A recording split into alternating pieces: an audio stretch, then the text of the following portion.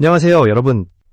오늘 영상에서는 2025년 말 대한민국을 뒤흔든 한 트로트 가수의 스캔들을 통해 한 사람의 선택과 인생이 어떻게 누적되어 왔는지를 따라가 보려 합니다. 단 한 번의 사건으로 보였던 논란 뒤에는 결코 단순하지 않은 과거의 궤적이 숨어 있었습니다. 지금부터 그 이야기의 시작으로 들어가 보겠습니다. 한 번의 스캔들이 모든 시간을 거슬러 올라갔습니다. 2025년 말, 트로트 가수 숙행이라는 이름이 다시 한번 포털 사이트 상단을 장식했습니다. 엘리베이터 CCTV 영상, 기혼 남성과의 관계 의혹, 그리고 연이은 방송 하차 소식까지. 사건 자체는 단순해 보였지만 그 파장은 예상보다 훨씬 깊고 넓게 퍼져나갔습니다. 사람들은 묻기 시작했습니다. 정말 이것은 한순간의 실수였을까요? 아니면 오래전부터 반복되어 온 선택들이 결국 한 지점에서 폭발한 결과였을까요? 논란이 커질수록 지금까지 비교적 조용히 지나갔던 숙행의 과거와 그녀가 맺어왔던 관계의 흔적들이 하나둘씩 다시 소환되기 시작했습니다. 무대 위에서는 늘 밝고 당당한 모습이었지만 그 이면에는 오랜 시간 쌓여온 공백과 갈망, 그리고 말하지 못했던 이야기들이 존재하고 있었습니다. 이 사건은 단순한 연예계 가십이 아니라 한 사람의 삶 전체를 되돌아보게 만드는 계기가 되었습니다.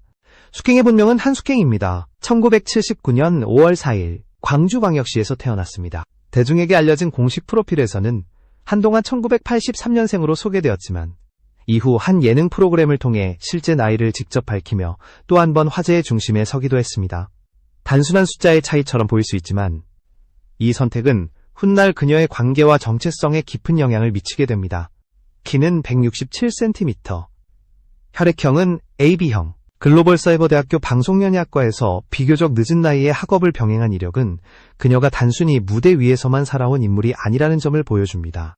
현재 소속사는 코엔 엔터테인먼트입니다. 그러나 많은 사람들이 가장 크게 오해하는 부분은 숙행이 어느 날 갑자기 성공한 늦깎이 트로트 가수라는 이미지입니다. 화려한 스포트라이트 뒤에는 10년이 훌쩍 넘는 무명 시절이 존재했습니다. 사실 숙행의 출발점은 트로트가 아니었습니다.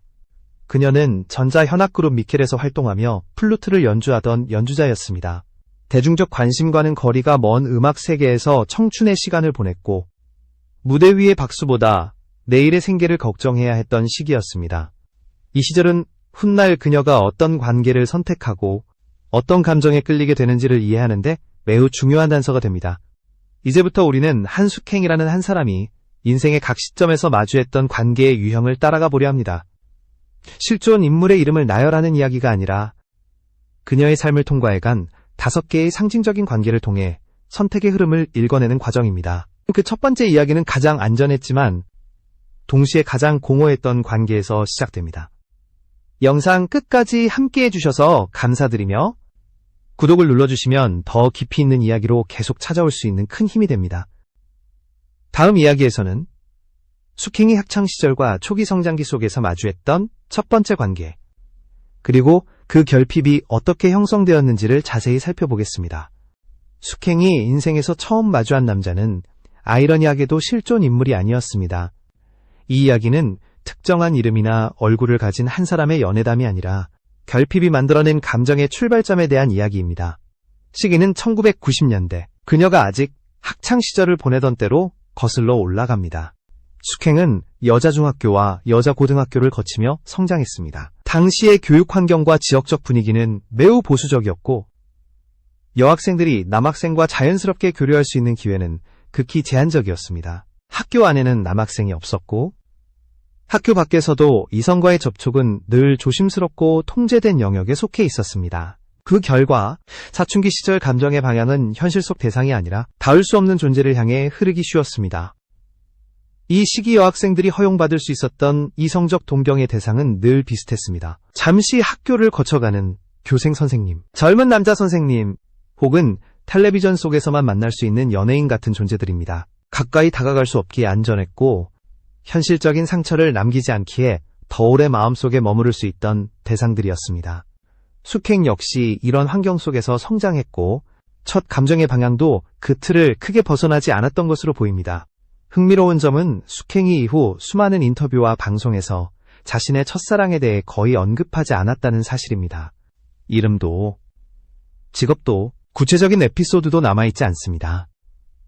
이 공백은 단순히 기억이 흐릿해졌기 때문이라고 보기 어렵습니다.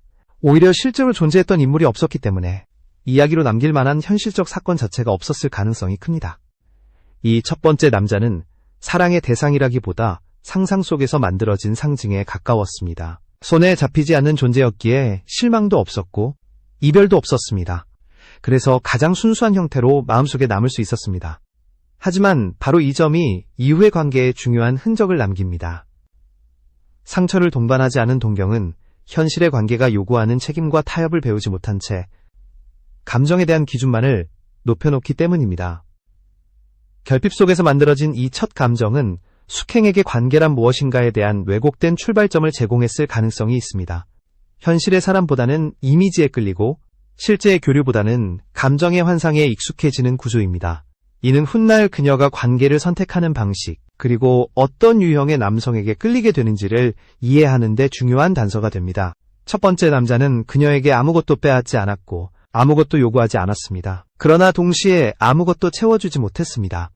이 안전한 공백은 시간이 흐르며 오히려 더 큰 갈망으로 변해갔고 숙행은 점점 현실 속에서 그 공백을 채워줄 대상을 찾기 시작합니다. 그렇게 그녀의 인생은 두 번째 관계의 시기로 넘어가게 됩니다. 다음 이야기에서는 숙행이 본격적으로 사회와 음악의 세계에 발을 들이며 마주하게 된 두 번째 남자, 그리고 생존과 동지가 뒤섞인 관계의 실체를 살펴보겠습니다. 두 번째 남자는 숙행의 인생에서 처음으로 현실의 무게를 함께 견뎌낸 인물이었습니다. 시기는 2000년대 초반, 그녀가 전자현악그룹 미켈에서 활동하던 시절입니다. 이때 숙행은 아직 이름조차 알려지지 않은 연주자였고 화려한 무대보다 연습실의 형광등 아래에서 보내는 시간이 더 길었습니다. 그 시절의 삶은 낭만과는 거리가 멀었습니다. 공연 하나하나가 다음 달 생활비와 직결되었고 연습실과 무대를 오가는 반복된 일상 속에서 늘 불안이 따라다녔습니다. 성공은 막연한 미래의 이야기였고 당장의 현실은 생존 그 자체였습니다. 바로 이 환경 속에서 두 번째 남자는 등장합니다. 그는 스타도 보호자도 아니었을 가능성이 큽니다. 같은 공간에서 밤을 새우고 같은 악기를 나르며 같은 걱정을 나누던 음악 동료였을 것입니다. 이 관계의 중심에는 사랑보다 동지애가 자리하고 있었습니다. 서로의 가능성을 믿기보다는 서로의 불안과 좌절을 가장 잘 이해할 수 있었던 사이였습니다. 화려한 미래를 약속하는 말 대신 오늘을 버티는 방법을 공유하던 관계였다고 볼 수 있습니다. 이런 관계는 겉으로 보기에는 안정적으로 보이지만 사실상 매우 취약한 구조를 가지고 있습니다.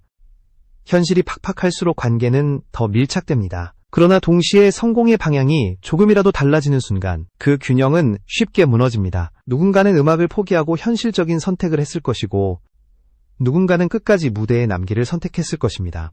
숙행은 결국 트로트라는 전혀 다른 길로 방향을 틀게 됩니다. 이 선택은 그녀에게 새로운 가능성을 열어주었지만 동시에 기존의 관계를 지속하기 어렵게 만드는 결정이기도 했습니다.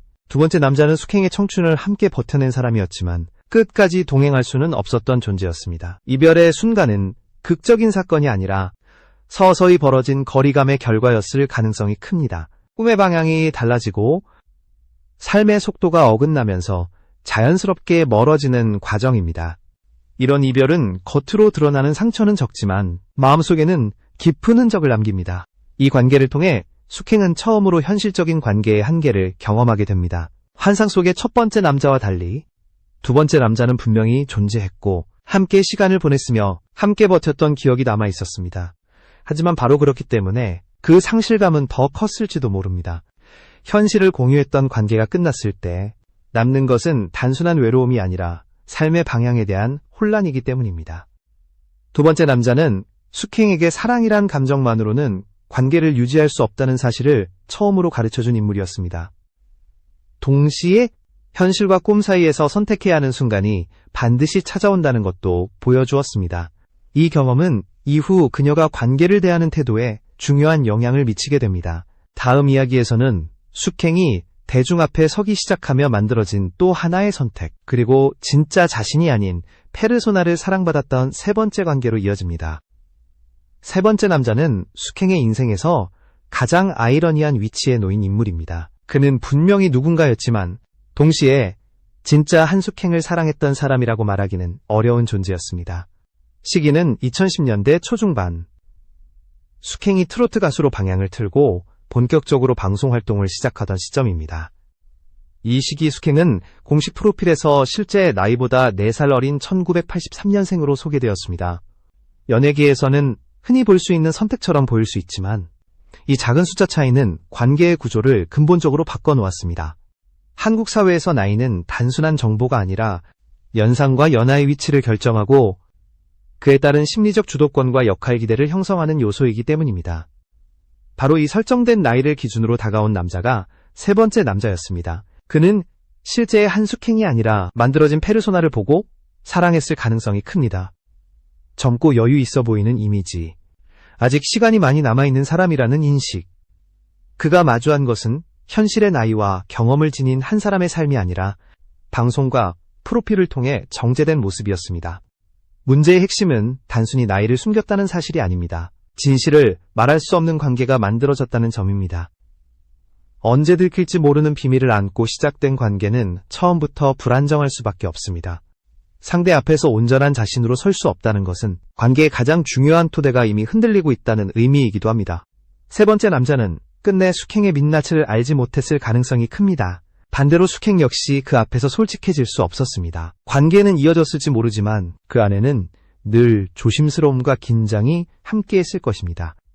나이를 기준으로 설정된 역할과 기대는 시간이 지날수록 점점 더 큰 부담으로 작용했을 가능성이 큽니다. 이 관계는 겉으로 보기에는 평범한 연애처럼 보였을지 모르지만 구조적으로는 지속 가능하지 않은 상태였습니다.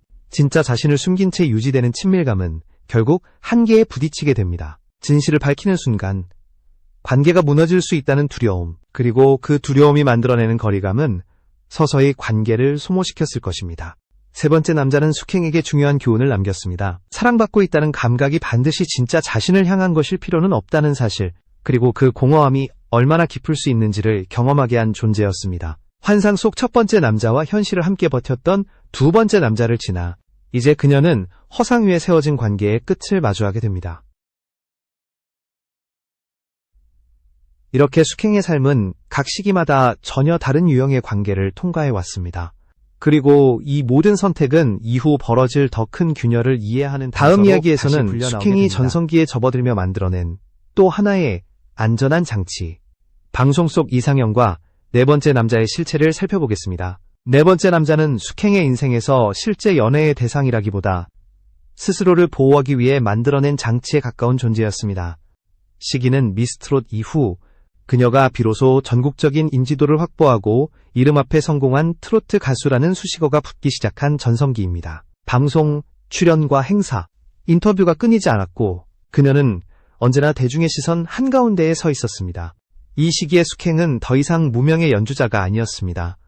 수많은 카메라와 질문이 그녀를 따라다녔고 그 중에서도 반복적으로 던져진 질문은 늘 같았습니다. 이상형은 어떤 사람이냐는 질문입니다. 숙행의 대답 역시 거의 변하지 않았습니다. 착한 사람, 목소리가 좋은 사람, 저음의 목소리를 가진 남자. 이 문장들은 누구에게도 상처를 주지 않고 어떠한 논란도 만들지 않는 안전한 답변이었습니다. 이상형이라는 이름으로 반복된 이 대답은 방송에 최적화된 언어였습니다. 동시에 숙행 자신을 지키는 방패이기도 했습니다. 특정한 인물을 떠올리게 하지 않고 현실의 관계를 노출하지 않으며 팬들의 환상을 깨뜨리지 않는 완벽하게 계산된 선택이었습니다. 네 번째 남자는 바로 이 질문과 답변 속에서만 존재했던 인물이었습니다. 그러나 완벽해 보였던 이 이상형 뒤에는 미묘한 균열이 숨어 있었습니다. 과거 한 예능 프로그램에서 이상형을 묻는 질문에 숙행이 던졌던 단어 키스. 당시에는 솔직하고 쿨한 농담처럼 소비되었지만 시간이 흐르며 이 발언은 전혀 다른 맥락으로 다시 해석되기 시작했습니다. 겉으로는 안정과 선함을 말하면서 내면에서는 보다 직접적인 감정적 친밀감과 접촉에 대한 갈망이 드러난 순간이었기 때문입니다. 이 지점에서 네 번째 남자의 실체가 분명해집니다. 그는 한 사람이 아니었습니다. 숙행이 대중 앞에서 안전하다고 판단해 전시한 이미지의 집합체였고 현실의 욕망을 가려주는 가면이었습니다. 방송 속 이상형은 그녀의 진짜 감정을 설명해주지 않았고 오히려 그것을 감추는 역할을 했습니다. 문제는 이 간극이 점점 커졌다는 점입니다. 무대 위에서는 완벽하게 관리된 이미지로 살아가지만 무대 아래에서는 채워지지 않는 감정이 쌓여갔습니다. 방송용 언어로는 해결할 수 없는 외로움과 갈망은 언젠가 다른 형태로 분출될 수밖에 없습니다. 그리고 바로 이 균열의 끝에서 이전과는 전혀 다른 성격의 관계가 등장하게 됩니다. 네 번째 남자는 숙행의 삶에서 가장 안전해 보였지만 동시에 가장 비현실적인 존재였습니다. 실제의 관계를 대신해 이미지를 선택한 결과 현실의 감정은 더욱 억눌렸고 그 압력은 점점 커져갔습니다. 이 압력이 한계에 다다랐을 때 더 이상 상징이나 환상으로는 버틸 수 없는 순간이 찾아옵니다. 다음 이야기에서는 모든 상징과 이미지가 무너진 자리에서 등장한 다섯 번째 남자, 그리고 2025년 숙행의 인생을 송두리째 흔들어 놓은 결정적 순간을 살펴보겠습니다. 다섯 번째 남자는 숙행의 인생에서 처음으로 모든 것이 현실의 무게로 돌아온 존재였습니다. 그는 환상도 이미지도 아니었고 방송 속 설정으로 보호될 수 있는 인물도 아니었습니다. 시기는 2025년. 모든 것이 무너진 해였습니다. 그리고 그는 기혼 남성이었습니다. 이 사실 하나만으로도 이 관계의 결말은 이미 예고되어 있었는지도 모릅니다. 이번 사건의 핵심은 명확했습니다. 동거, 의혹, 엘리베이터 CCTV 영상, 그리고 이어진 법적 공방. 더 이상 해명이나 해석의 영역이 아니라 사회적 판단의 영역으로 넘어간 순간이었습니다. 공개된 물증은 논란을 단숨에 확정지었고 숙행은 순식간에 비난의 중심에 서게 되었습니다. 오랜 시간 쌓아온 이미지와 커리어는 단 한 사건으로 흔들리기 시작했습니다. 많은 사람들이 질문했습니다. 왜 하필 기혼 남성이었을까요? 이 질문은 단순히 개인의 도덕성만으로는 설명되지 않습니다. 당시 숙행은 40대 중반의 비혼 여성 연예인이었습니다. 무대 위에서는 늘 웃고 노래해야 했지만 무대 아래에서는 극도의 고립감을 느낄 수밖에 없는 구조 속에 놓여 있었습니다. 언제나 사람들 앞에 서 있지만 정작 온전히 기댈 수 있는 개인적인 공간은 거의 존재하지 않는 삶이었습니다. 이런 상황에서 이미 삶의 틀을 갖춘 남성이 주는 안정감은 치명적인 유혹이 될 수 있습니다. 책임과 위험을 동시에 안고 있지만 그만큼 빠르게 마음을 의지하게 만드는 요소이기도 합니다. 여기에 더해 비밀을 공유해야 한다는 전제는 관계를 급속도로 밀착시킵니다. 들키지 말아야 한다는 공통의 조건은 우리 대 세상이라는 착각을 만들어내고 그 착각은 왜곡된 친밀감을 강화합니다. 엘리베이터라는 밀폐된 공간은 그들에게 잠시나마 세상으로부터 숨을 수 있는 은신처였을지도 모릅니다. 그러나 아이러니하게도 그 공간은 결국 모든 것을 드러내는 증거의 장소가 되었습니다. 보호막이라고 믿었던 비밀은 가장 명확한 노출로 돌아왔고 그 결과는 참혹했습니다. 방송 전면 하차, 이미지의 붕괴, 그리고 커리어 전체가 흔들리는 최대의 위기였습니다. 다섯 번째 남자는 숙행의 인생에서 처음으로 그리고 가장 직접적으로 모든 것을 앗아간 현실의 존재로 남게 되었습니다. 환상으로 시작한 첫 번째 관계, 생존을 함께한 두 번째 관계, 허상 위에 세워진 세 번째 관계, 이미지를 통해 숨었던 네 번째 관계를 지나 마지막은 도망칠 수 없는 현실이었습니다. 숙행의 삶을 통과해간 다섯 개의 관계는 이렇게 정리될 수 있습니다. 첫 번째는 결핍이 만들어낸 순수한 환상이었고 두 번째는 가난을 함께 버텨낸 청춘의 동지였습니다. 세 번째는 거짓 위에 세워진 허상이었으며 네 번째는 억눌린 욕망을 가려주던 방송 속 이상형이었습니다. 그리고 다섯 번째는 결국 모든 것을 파국으로 몰아넣은 냉혹한 현실이었습니다. 이 모든 과정을 지나 지금 남아있는 것은 무엇일까요? 화려한 조명도, 환호도 사라진 텅 빈 무대입니다. 이 이야기는 단순히 사랑의 실패나 한 번의 잘못을 다루는 이야기가 아닙니다. 한 개인의 도덕성만으로 쉽게 재단할 수도 없습니다.